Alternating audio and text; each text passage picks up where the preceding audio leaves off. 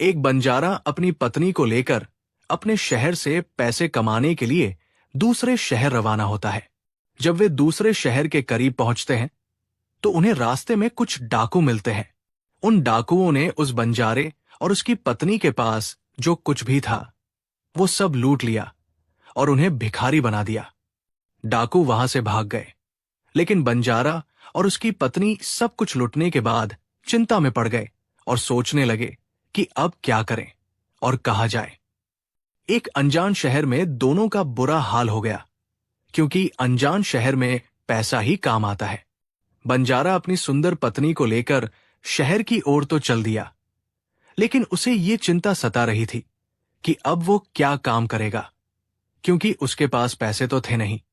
वो इसी चिंता में चला जा रहा था कि उसे शहर के बाहर एक फकीर दिखाई दिया। वो बंजारा अपनी पत्नी को लेकर फकीर के पास गया। फकीर को देखकर बंजारे ने सोचा, क्यों न इस फकीर को अपनी परेशानी बताओ, शायद ये मेरी परेशानी का कोई हल निकाल दे।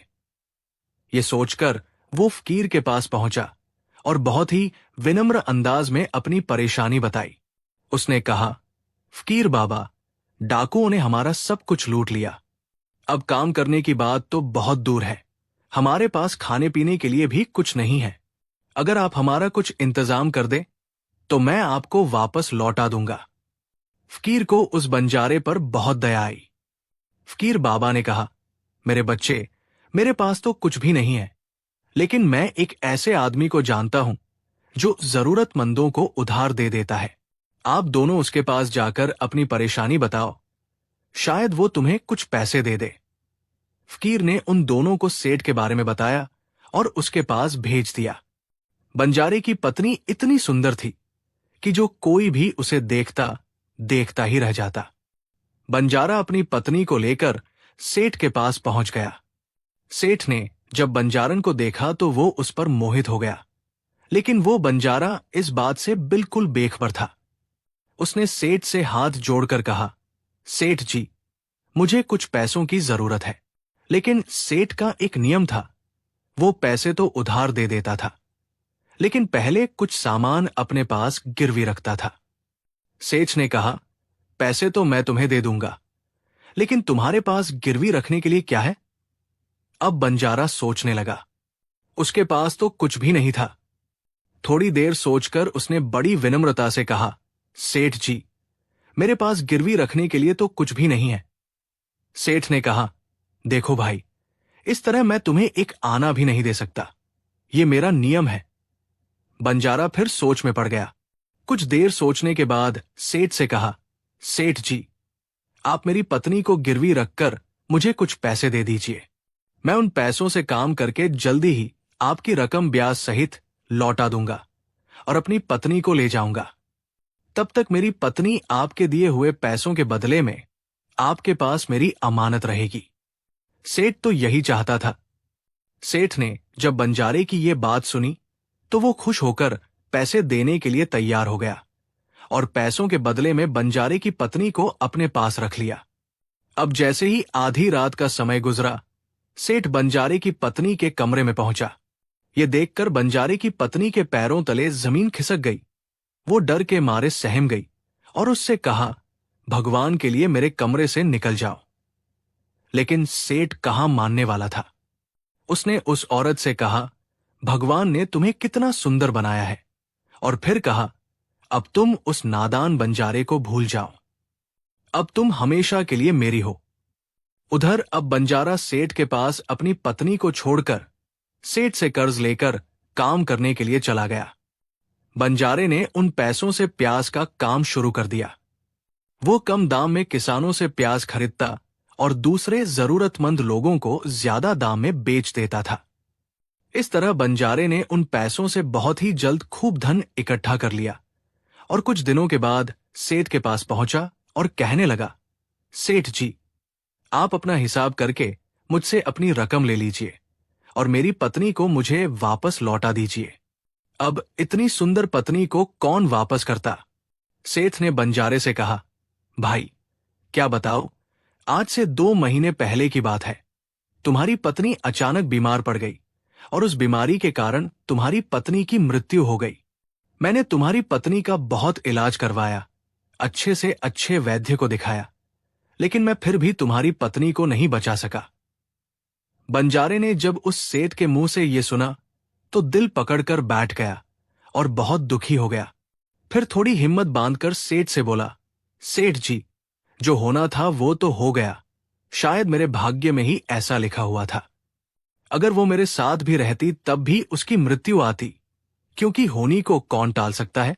फिर भी आप अपने पैसे मुझसे ले लो, ताकि मैं इस बात से निश्चिंत हो जाऊं कि मैंने अपना कर्ज चुका दिया है और अपनी पत्नी को गिरवी रखने के कलंक से खुद को बचा लिया है। बंजारे की बात सुनकर वो सेठ बोला, नहीं भाई, अब मैं तुमसे पैसे कैसे ले सकता हूं? जब मैं तुम्हारी अमानत ही तुम्हें नहीं लौटा सकता, तो अपना कर्ज वापस लेने का मुझे कोई हक नहीं है। बंजारे ने बार बार सेठ से अपना कर्ज वापस लेने की गुजारिश की, लेकिन सेठ नहीं माना। उसके बाद उदास होकर बंजारा वहां से चल दिया और रास्ते में फिर उसी जगह पर पहुंचा जहां पर उसकी मुलाकात उस फकीर से पहली बार हुई थी। हमेशा की तरह फकीर अपने चबूतरे पर बैठे हुए थे। बंजारा भी वहीं जाकर चुपचाप बैठ गया। फकीर ने जब बंजारे को देखा तो उसे पहचान लिया और उसका हालचाल पूछने लगा। बंजारे ने पूरा मामला फकीर को बता दिया। वो फकीर बहुत अनुभवी आदमी था। बंजारे की बात सुनकर फकीर ने कहा, बंजारे भाई, उस सेठ ने तेरे साथ धोखा किया है। तेरी पत्नी अभी बिल्कुल सही सलामत जिंदा है। तेरी पत्नी को उस सेठ ने अपने घर में छुपा लिया है। अब ऐसा कर, यहां के राजा के पास चला जा और राजा के दरबार में जाकर उनसे गुजारिश करना कि महाराज, मेरी पत्नी को सेठ से वापस दिलवा दो, क्योंकि यहां का राजा बहुत ही समझदार, बहादुर और होशियार है। वो जरूर तेरी पत्नी को उस सेठ पर जोर डालकर दिलवा देगा। अब तो दरबार में ही तुम्हारा फैसला होगा। फकीर की बात मानकर बंजारा राजा के दरबार में पहुंच गया और राजा से न्याय मांगने लगा कि महाराज, मेरी पत्नी को सेठ से मुझे दिलवा दीजिए। राजा ने सेठ को बुलाया और पूछा, क्या यह बात सच है कि यह बंजारा कुछ पैसों के बदले में अपनी पत्नी को तुम्हारे पास गिरवी रखकर गया था? सेठ ने हाँ करते हुए कहा, जी महाराज, बंजारे की यह बात बिल्कुल सच है। राजा ने फिर कहा, तो तुम इसकी पत्नी को वापस क्यों नहीं लौटा रहे हो? राजा की बात सुनकर सेठ बोला, कैसे लौटाता महाराज? मैंने इस बंजारे को बता तो दिया था कि आज से 2 महीने पहले इसकी पत्नी की मृत्यु हो चुकी है। महाराज, अब मैं भगवान के पास जाकर तो इसकी पत्नी को वापस नहीं ला सकता। राजा ने पूछा, कोई गवाह है तुम्हारे पास जो इस बात की गवाही दे कि इसकी पत्नी इस दुनिया से चली गई है? तो सेठ बोला, महाराज, इस बात की गवाही वो अच्छी तरह से देगा जिसने इस बंजारे की पत्नी का इलाज किया था, और वे 4 आदमी भी इस बात की गवाही दे देंगे जो इसकी पत्नी को कब्रिस्तान में दफना कराए थे। उस सेठ ने ये बात इतने विश्वास के साथ कही कि राजा को भी उस पर विश्वास हो गया। तब राजा ने बंजारे से कहा, अगर तुम्हारी पत्नी जिंदा होती तो हम तुम्हें जरूर दिलवा देते। अब तो हम भी मजबूर हैं। इस तरह राजा ने बंजारे को समझाकर वापस भेज दिया।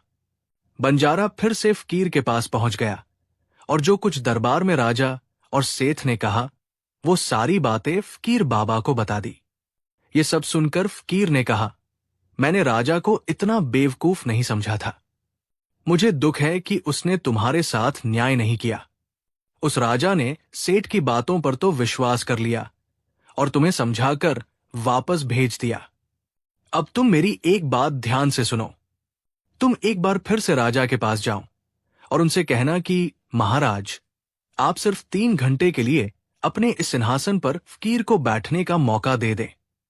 फिर मैं आपको बताऊंगा कि न्याय कैसे किया जाता है और न्याय किसे कहते हैं। वो बंजारा एक बार फिर से राजा के दरबार में पहुंच गया और जैसा उस फकीर ने कहा था, उसने राजा से वही कह दिया। राजा ने बंजारे की ये बात सुनी तो ये सुनकर राजा ने कहा, मुझे 3 घंटे के लिए सिंहासन छोड़ने में कोई परेशानी नहीं है। यदि ऐसा करने से तुम्हें न्याय मिल जाएगा तो मैं 3 घंटे के लिए अपना सिंहासन छोड़ दूंगा। तुम उस फकीर को दरबार में बुला लाओ। राजा की ये बात सुनकर बंजारा फकीर के पास गया और फकीर को दरबार में ले आया। जब फकीर दरबार में पहुंच गए तो राजा ने अपना सिंहासन छोड़ दिया और सिंहासन पर बैठते ही फकीर के सामने सेठ को हाजिर किया गया। फकीर ने सेठ से पूछा, 2 महीने पहले जब बंजारे की पत्नी की मृत्यु हुई तो इसका कोई सबूत तुम्हारे पास है?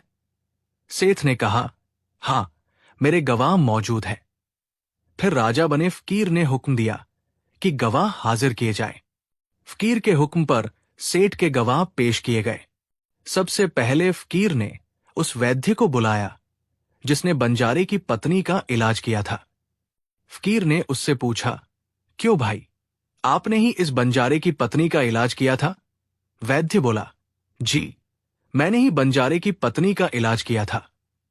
वैद्य की बात सुनकर फकीर बोला, अच्छा वैद्य जी, मुझे ये बताओ कि तुम बंजारे की पत्नी का इलाज करने के लिए सेठ के घर जाते थे या फिर बंजारे की पत्नी इलाज करवाने के लिए तुम्हारे पास आती थी? राजा बने फकीर की बात सुनकर वैद्य बोला, महाराज, सेठ जी मेरे पास खुद आकर दवा ले जाते थे। फकीर बोला, यानी तुम विश्वास के साथ ये नहीं कह सकते कि वो दवा सेठ बंजारे की पत्नी के लिए ही ले जाता था या फिर किसी और के लिए? फकीर की बात सुनकर वो वैद्य बोला, ये बात मैं विश्वास के साथ नहीं कह सकता कि सेठ जी किसके लिए दवाई ले जाते थे, लेकिन सेठ जी मुझसे दवाई जरूर ले जाया करते थे। वैद्य की बात सुनकर वो फकीर बोला, इसका मतलब तो यही हुआ कि तुम मरीज को बिना देखे ही दवाइयां दे देते हो। ये तो बहुत ही अजीब मामला है। तुम दवा की जगह किसी को जहर भी तो दे सकते हो, और हो सकता है तुम्हारे जरिए दिए हुए जहर से ही इस बंजारे की पत्नी की मृत्यु हुई हो। फकीर की ये बातें सुनकर वैद्य का चेहरा डर के मारे पीला पड़ने लगा। वो गला साफ करते हुए बोला, नहीं हुजूर, ऐसा हरगिज नहीं हो सकता। मैं अपने किसी मरीज को दवा के बदले जहर क्यों दूंगा, और इस तरह से तो मेरी सारी इस्त मिट्टी में मिल जाएगी। वैद्य की बात सुनकर वो फकीर बोला, अब तो तुम ऐसा ही कहोगे। मैं तुम्हें अपने काम में लापरवाही करने के लिए और एक मरीज की जिंदगी से खेलने के जुर्म में 50 कोड़े लगाने का हुक्म देने जा रहा हूं। इसके साथ ही तुम्हारा मुंह काला करके सारे शहर में भी घुमाया जाएगा। अब तुम सोच लो, सच बोलोगे या फिर मैं सिपाहियों को तुम्हें गिरफ्तार करने का हुक्म दूं? यह सुनकर वैद्य का बदन कांपने लगा और वो फकीर के पैरों में जा गिरा और बोला, हुजूर, मुझे माफ कर दो। मैं कबूल करता हूं कि मैंने सेठ के किसी भी मरीज का कोई इलाज नहीं किया। सेठ ने तो मुझे हजारों रुपए दिए थे और कहा था कि अगर गवाही की जरूरत पड़ी तो ऐसा कहकर उसके पक्ष में गवाही दे दूं। बस मेरा यही गुनाह है कि मैंने लालच में आकर इस सेठ की बात मान ली। राजा बने फकीर ने कहा, कुछ भी हो, तुमने गुनाह तो किया ही है, इसलिए मैं तुम्हें झूठी गवाही के इल्जाम में 10 कोड़े लगाने का हुक्म देता हूं। फकीर के हुक्म को राजा के सिपाहियों ने तुरंत पूरा किया और वैद्य को पकड़ लिया और भरे दरबार में उसे कोड़े लगाने लगे।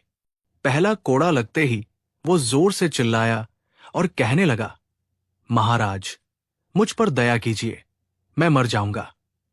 हर कोड़े के साथ उसके गले से दर्द भरी आवाजें निकलने लगी।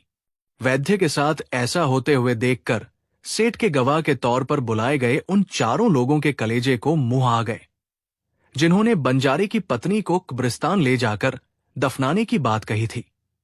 अब बारी उन चारों गवाहों की आई तो फकीर ने उनसे पूछा कि तुम लोगों का कहना है कि तुम चारों ने इस बंजारे की पत्नी के शव को ले जाकर कब्रिस्तान में दफन कर दिया था। मुझे ये बताओ, दफनाने से पहले शव को स्नान कराया जाता है, फिर उसे कफन पहनाया जाता है। इस दौरान क्या तुमने उस औरत के शव को बिना कपड़ों के देखा था? यह सुनकर उस सेठ के चारों गवाह कहने लगे, नहीं हुजूर, उसका बदन तो हमने देखा ही नहीं था। जब सेठ जी ने जब जनाजा तैयार कर लिया था, उसके बाद ही हम उसे कब्रिस्तान में ले गए थे और उसे दफना कराए थे। उन चारों गवाहों की बात सुनकर वो फकीर बोला, और तुमने ये जानने की कोशिश भी नहीं की कि उस चारपाई पर मरा हुआ आदमी लेटा है या जिंदा लेटा है? कहीं ऐसा तो नहीं किसी जहरीली चीज से बेहोश करके उस चारपाई में लिटाया हो और तुम उसे कब्रिस्तान में ले जाकर दबाकर आ गए। ये तो एक बहुत ही बड़ा जुर्म है। इसके लिए तुम लोगों को मृत्यु की सजा दी जा सकती है। वे चारों गवाह वैद्य की पिटाई देखकर पहले से ही भयभीत थे। जब उन्होंने फकीर के मुंह से मृत्यु की सजा की बात सुनी तो उन सभी के हाथ पांव मानो बिल्कुल ही ठंडे पड़ गए हों। जैसे ही फकीर ने सेठ की तरफ देखा तो सेठ का चेहरा बाहर से फीका पड़ गया था। फकीर ने सेठ से कहा, सेठ जी, तुम्हारे 5 गवाहों की तो पहले ही हवा निकल गई। अब तुम बताओ कि किसी की मर्जी के खिलाफ किसी की पत्नी को जबरदस्ती अपने घर में रखने के जुर्म में तुम कौन सी सजा पाना पसंद करोगे? फकीर की बात सुनकर सेठ का चेहरा एकदम से पीला पड़ गया था। उसके मुंह से बोल नहीं निकल सका। राजा बने फकीर ने कहा, इससे पहले कि मैं तुम्हें 10 साल की सजा दे दूं, अभी भी वक्त है कि तुम इस बंजारे की पत्नी को दरबार में हाजिर करो। राजा के डर से सेठ ने तुरंत अपने नौकरों को घर भेजकर बंजारे की पत्नी को दरबार में हाजिर कर दिया। फकीर ने बंजारे को उसकी पत्नी सौंप दी और सेठ को झूठी गवाही के अपराध में 5 महीने की कैद की सजा सुना दी। उन चारों गवाहों को 100 से 100 कोड़े मारने की सजा दे दी, जिन्होंने बंजारे की पत्नी का शव कब्रिस्तान में ले जाने की झूठी गवाही दी थी। ये देखकर राजा हैरान रह गया और फकीर के सामने हाथ जोड़कर बोला, फकीर बाबा, आप अनमोल हैं। आपने मुझे सिखा दिया कि न्याय कैसे किया जाता है। राजा की बात सुनकर फकीर बोला, महाराज, मेरी 3 बातें हमेशा याद रखना कि कभी भी इन 3 जगह पर अपनी पत्नी को अकेला नहीं छोड़ना चाहिए। पहली जगह, अगर आपकी पत्नी बीमार पड़ जाए तो ऐसी हालत में कभी भी उसको बीमारी में अकेली छोड़कर नहीं जाना चाहिए, क्योंकि जब कोई आदमी किसी औरत से शादी करता है तो शादी के वक्त वो कबूल करता है कि मैं तेरे सुख दुख में तेरे साथ रहूंगा। इसलिए बीमारी की हालत में उसके साथ ही हमेशा बने रहिए और उसकी देखभाल करिए। जिस तरीके से पत्नी अपने पति की सेवा करती है, इस तरह से पति का भी हक बनता है कि जरूरत पड़ने पर अपनी पत्नी की सेवा करे। ये आपके गुण हैं और आपकी खुशहाली की जड़ भी है। दूसरी जगह, अगर आपकी पत्नी पर कोई झूठा इल्जाम लगाता है तो ऐसी हालत में तुम्हें उसके साथ खड़े रहना चाहिए, क्योंकि एक लड़की अपने माता पिता का घर इसी आशा में छोड़कर आती है कि मेरा पति मुझे समझे और हर हाल में मेरा साथ दे। इसलिए दुनिया वाले उस पर कोई झूठा इल्जाम लगा रहे हैं तो आपको अपनी जीवन साथी के साथ खड़े रहना चाहिए। ऐसे वक्त में उसको कभी भी अकेली नहीं छोड़नी चाहिए। तीसरी जगह, कभी भी अपनी पत्नी को पराये आदमी के पास नहीं छोड़ना चाहिए, चाहे वो आपका दोस्त हो, चाहे आपका कोई रिश्तेदार हो और चाहे आपका कोई सगा भाई ही क्यों न हो। किसी भी हालत में अपनी पत्नी को किसी पराये आदमी के साथ कभी भी अकेली नहीं छोड़नी चाहिए, क्योंकि आज के वक्त में किसी का कुछ नहीं पता कौन कब और किसके साथ धोखा कर दे। इसलिए कभी भी भूलकर अपनी पत्नी को किसी पराये आदमी के साथ अकेली नहीं छोड़नी चाहिए। तो दोस्तों, ये थी आज की वीडियो। अगर आज की वीडियो पसंद आई हो तो लाइक करें